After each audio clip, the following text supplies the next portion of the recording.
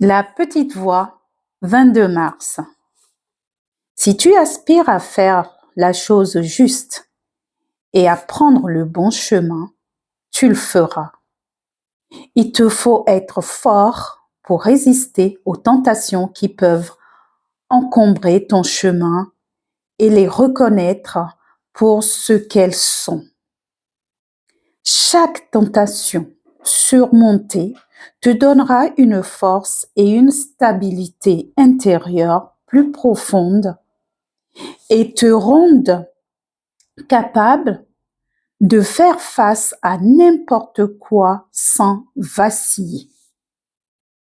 Mes dessins sont très étranges, mais rappelle-toi que je vois la totalité de l'image alors que tu n'en vois qu'une si petite portion.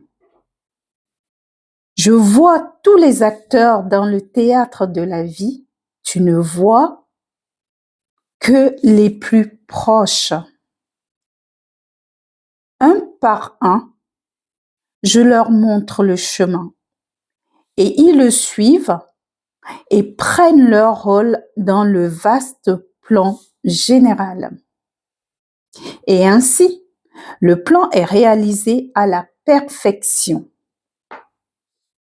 Regarde-le se déployer et ensuite, et exulte face à une telle merveille.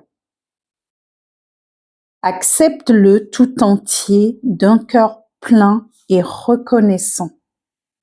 Et vois ma main en tout ce qui se met en place. Waouh!